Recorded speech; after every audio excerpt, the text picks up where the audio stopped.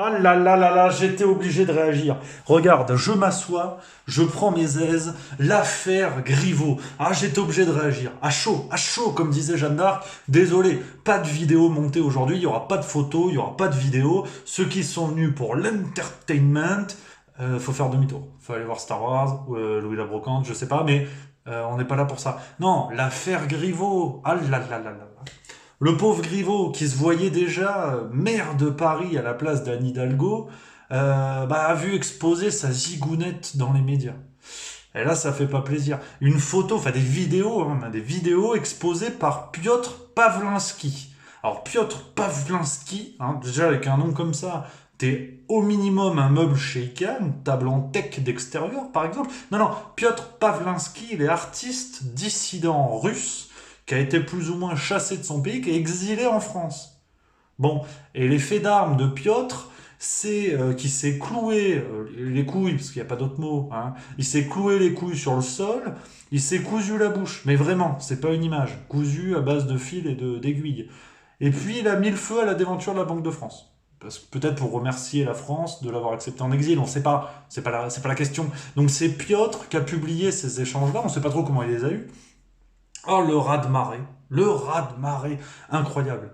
Tous les médias ont dit non, non, non, tout le monde de la scène politique, de Hidalgo à Villani, en passant par François Ier, le pape, apparemment, va peut-être faire un tweet, on ne sait pas, c'est pas encore sûr, mais tout le monde a chialé, le cours de l'action Kleenex a pris 1000%, d'après BFM Business. Donc incroyable, parce qu'ils ont chialé pour une raison toute simple, le respect de la démocratie.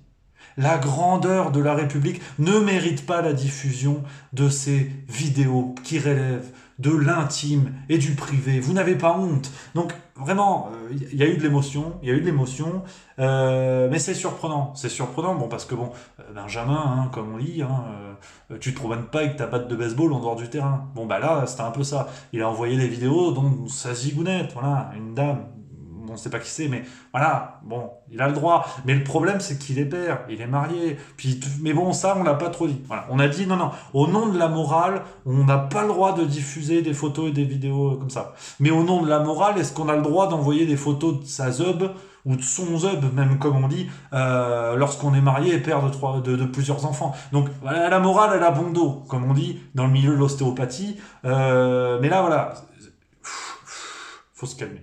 Faut se calmer, faut rester à froid, hashtag frigo sur les réseaux sociaux, parce que c'est à peu près n'importe quoi.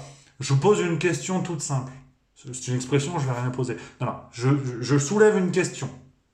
Comment s'appelle la diffusion de photos ou de vidéos prises à l'insu des personnes représentées, la diffusion anonyme de ce genre de support? Ça s'appelle la presse people en fait. Donc depuis des années, c'est ce qui se passe, si vous voulez. Des gens qui anonymement partagent des photos ou des vidéos de célébrités, qu'elles soient politiques ou autres. Ça existe depuis des années. Mais là, non. Là, avec Benjamin Griveaux, on a dit non. Non, ça se fait pas en fait.